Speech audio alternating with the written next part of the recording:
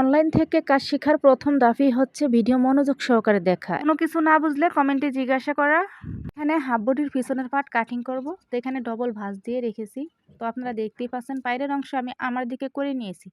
তো বাইরের অংশ থেকে আমরা এভাবে 1 ইঞ্চিতে মার্জিন করব, আর এই 1 ইঞ্চি আমরা চেনের সাথে অ্যাটাচ করব, তার জন্য ভর্তি করে আমাদেরকে কিন্তু নিতে হবে। তো আমরা হাফ বডির লং নিয়ে নিব বাচ্চাদের মেজারমেন্ট অনুযায়ী। তো পুটের মাপ, আর্মহোলের মাপ, বডির মাপ এসব আমাদেরকে নিয়ে নিতে হবে। তো গলার পাশে 2 নিছি এবং গলার লং এখানে আমি 3 ইঞ্চি নিছি। আপনারা আপনাদের বাচ্চাদের মেজারমেন্ট অনুযায়ী এভাবে নিয়ে নেবেন।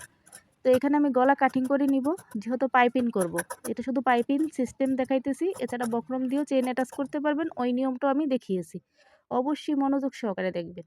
এখানে চিহ্ন বসিয়ে দিব, যেহেতু আমি এক্সট্রা করে কাপড় নিয়েছি চেনের জন্য।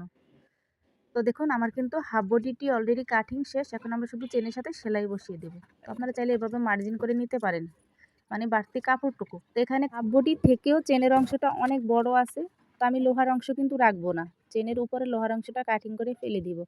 তো আপনারা যদি চেনের অংশটি রাখেন সেক্ষেত্রে কি করবেন দেখুন, এই চেনের অংশটি আপনারা এভাবে ভিতরের দিকে মুড়িয়ে সেলাই বসিয়ে দিবেন, যদি বড় দুজনে হাফ বডিতে চেন অ্যাটাচ করেন।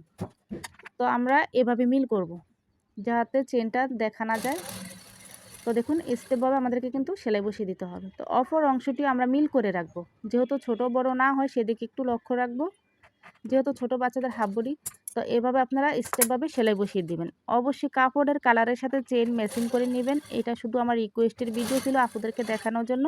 তো খুব সুন্দরভাবে আমি চেনটি অ্যাটাচ করে নিয়েছি, চেনটি লাগিয়ে দেখাইতেছি আপনাদেরকে কেমন হয়েছে।